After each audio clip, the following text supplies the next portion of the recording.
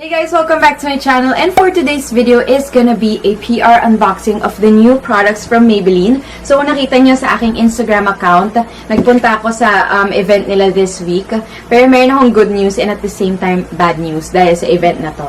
So aside from the fact that I got this amazing PR kit, I attended their events. I usually attend events in Maybelline, and you guys know how much I love doing review videos for you guys, hauls, unboxing, ganyan. So, ito, minsan na lang ako sumali sa mga games, alam mo yun, and sobrang daming tao that time. Magiging saglit lang to na na chikahan before I do the unboxing. So, meron silang raffle kasi tatlo yung booths, like they launched the lip tint, the powder, and then the eyeliner. So, yung game nila for everyone is like you complete everything dun sa booths and then booths. So, yung game for everyone is to try out all the booths, tapos may papasign ka, tapos meron silang draw at the end of the event. So, yung draw na yun is like for 5 winners ata yun, if I'm not mistaken, kung tama yung pagkakaalala ko, and then you will win 1 year supply of makeup. So, sino ba naman yung hindi ma-excite nun, diba? Like, 1 year supply of any Maybelline makeup. And alam ko parang pwede ka daw pumili ata.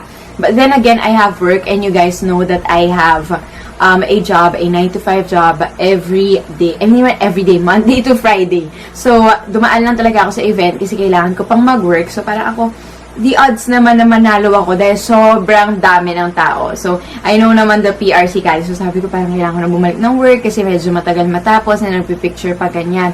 So, parang ako, baka hindi naman ako manalo kasi sobrang dami naman. And usually, hindi talaga ako nananalo sa ganon. And guess what? I think alam nyo naman na kahit hindi ko sabihin, nahulaan nyo na sa kwento ko na to, I won the draw. So, parang ako, sana natawag ba lang ako, bumaba ako agad sa building kasi yung building ng office namin is malapit lang doon sa sa event. I mean, doon sa venue. So, parang ako kasi ang tagal din, and yun nga, may kailangan pa akong gawin, and hindi ko talaga in-expect. So, may fault din naman ako dahil umalis na ako doon, pero akala ko baka lang sakali. Alam mo yun. But then again, naisip ko, baka hindi siya para sa akin. So, sometimes, pag hindi para sa atin, kailangan na natin mag-let go. Charot! Pero, yun nga, wala lang. Gusto ko lang i-share sa inyo. Yun yung good news. Good news na nalo ako. Bad news, hindi nila pwedeng or hindi sila willing ibigay kasi wala na daw ako doon. So, anyway, maybe next time. And ang hinayang lang ako kasi pwede ko siyang ibigay sa mga my favorites sa Maybelline, sa family ko, or sa friends ko, and also giveaway for you guys. But, ito, nadoble naman yung lip tint na binigay sa akin. So, magpapag-giveaway na lang ako at the end of this video. Medyo may good news pa tayo ng onti dyan. So, ito, i-unbox ko lang. I won't be, like, swatching everything sa aking face. Pero, if you guys want a review of any of the products that I will be mentioning, comment down below. So, yun, ang daldal. Ang haba nung intro na pakwento ko kasi na-miss ko talagang mag-film. Sobrang tagal kong hindi nag-film. Anyway, tama na yung daldal. So, ito yung itsura niya. It's like a luggage. Ganyan siya kalaki. You guys, yung Maybelline talaga, effort sila gumawa ng mga PR packages. So, ayan. Akala ko nga totoong gulong pa to eh. So, yan siya. Ganyan siya kalaki. And then, if you open it, we have the complete set of all the new products. So, ayan siya. So, ngayon, isa-isahin muna natin. Mag-start tayo dito sa powder kasi iyan yung ginagamit ko ngayon. So, this is the Maybelline Superstay Full Coverage Powder Foundation. Medyo mahirap lang siyang tanggalin. Wait lang. Pero ito, ginamit ko ng isang shade. Yung Superstay nila, sobrang favorite ko yung liquid foundation na to. Pero yung 120 ata yung shade ko, nag-oxidize siya. So, kailangan yung shade ko is yung lightest, which is ivory ata. So, ito yung ginamit ko sa powder. This is how it looks like on the face. Ayan, medyo may review tayo ng onte sa product na to kasi ginamit ko na siya. And sobrang gusto ko siya kasi hindi siya drying sa face. And nakita mo talaga na may coverage. Ayan siya guys. But the foundation is not Superstay kasi ngayon nga. Medyo nagda-darken. Pero, pagka ginawan ko to ng review, baka itry ko na din yung foundation. Tingnan natin kung hindi na siya mag-oxidize with a lighter powder. So, this is how it looks like. They gave us 1, 2, 3, 4, 5 shades. So, I'm not sure if ito lang yung shades available for this product. Pero, ayan siya. It's just a clear compact. Tapos, ang cute niya. Ayan o. White siya and it's very travel-friendly. So, we have the powder right here. Ito, feeling ko, okay to sa mga light to medium. Hindi naman siya sobrang light na powder. And okay siya sa akin, sa skin tone ko. For now, hindi naman siya nag-oxidize. And then, meron siyang salamin and then yung puff sa ilalim. But I used a brush upon applying this product. So, ito yung powder, guys. Again, this is the shade 115 Ivory. Ayun yung itsura niya, just in case curious kayo. It's a matte powder. And hindi ko lang sure kung pwede ba siyang basain. But maybe pwede kasi ang nakalagay dito sa likod, it's a full coverage powder foundation with lasting matte and shine-free finish up to 24-hour wear. O, diba? Kahit tulog ka na, may powder ka pa. Tapos, lightweight and comfortable, which is true. Hindi siya mabigat sa feeling kasi you guys know how much I don't like powder. Hindi ako usually nagpa-powder. Pero ito, sobrang comfy niya suotin. And then, it's fade resistant. Hindi ko pa siya natatry. Pero, ayan, mukha namang pakak talaga yung aking powder nung ginamit ko to. And long-lasting oil control. Again, I cannot attest to that kasi hindi ako oily skin. Pero, ito naman, tinry ko. Ang maganda sa kanya, for me, is hindi niya na-accentuate yung mga dry patches sa aking face. So, that's that. And then, pakita ko lang yung ibang kulay. Next shade is 220. Parang, ang layo na ng 120 ba to? 115. Ewan ko kung may 120 or 125 o 128. Not sure. Pero ito yung next. Ayan yung difference nila. Medyo yellow toned na ito. Ayan siya. Ito yung ivory. And this one is, natural beige. So, ayan siya.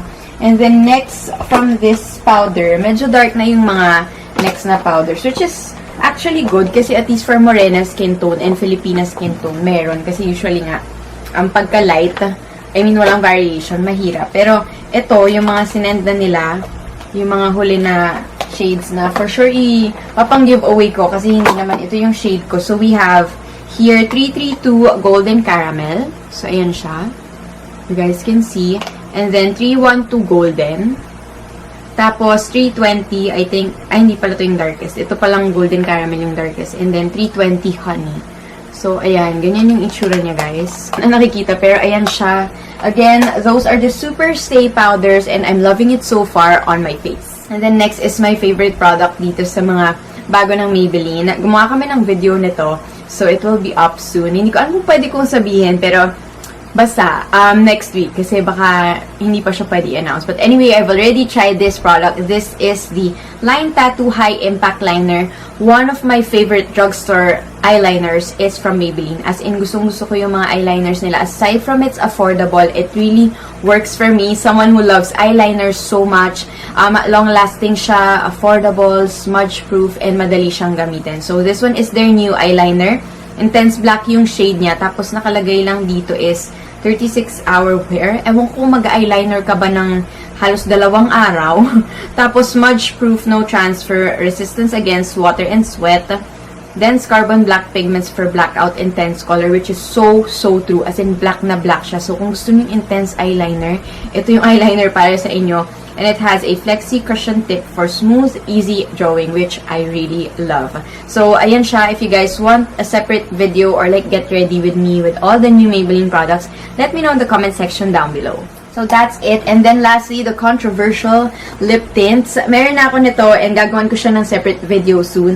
So, we have here 2, 4, 6, 8, 10. 10 shades na ipapang giveaway ko yung iba dito and also some of the powders. Hindi ko na siya masaswatch kasi nga may separate video ako. But I've been using this. Sinashare ko siya sa aking IG stories and I've been loving it so far. But, sige na nga, hindi ko na nga i-giveaway dito. Ba't ko ba nire-review? Baka hindi ko na ma-explain dun sa aking review video. But anyway, isa-isahin lang natin siya. So, basically, this is a new lippy. It's called wait lang, hindi ko mabasa. Sensational Liquid Matte.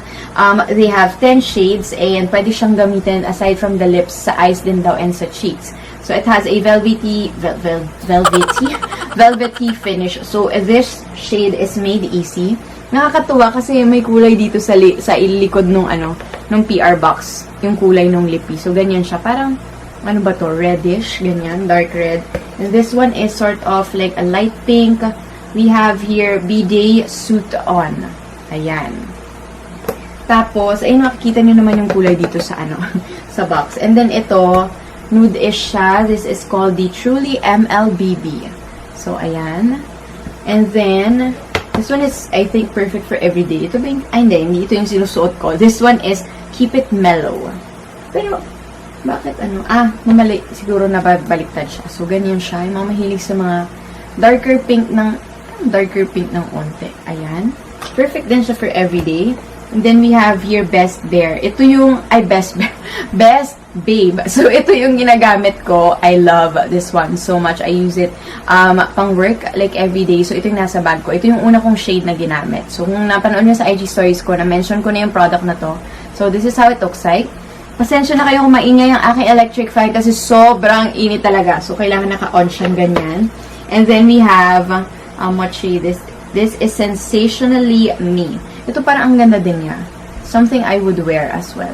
Pasensya na kayo ha. Glimpse lang yung pinapakita ko sa inyo because I will be doing a separate video or swatches soon. And then Easy Berry, a berry shade. Yan siya.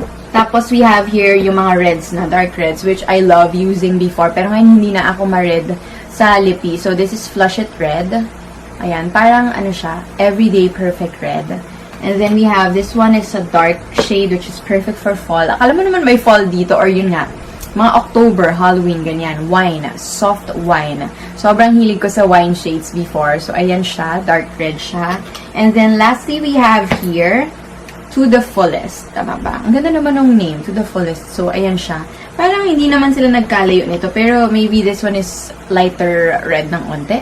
So, ayan. I'll just be showing you yung nakalagay dito sa box. So, ganyan yung shades niya, guys. Okay? So, that is it, guys. And we just have a few of the cards here. Ito yung gusto ko sa Maybelline. Ayan, si Liza yung nagpa-promote. Sobrang pretty. Diyos ko, ang ganda-ganda niya. And then, ayan yung shades. This is 219 each lang. And then, for the impact pen, tama ba? Line Tattoo Impact Pen, 249 pesos lang. And then, lastly, for the powder, Superstay 24-hour, 499 pesos. So, that is it for my unboxing. Let me know kung ano yung interesado kayo sa mga products na nabanggit ko. And I will be having a giveaway soon. So, check nyo na lang yung comment section down below and also yung mga next videos ko for Maybelline. So, that's it, guys. Thank you so much for watching and I hope to see you on my next videos. Bye!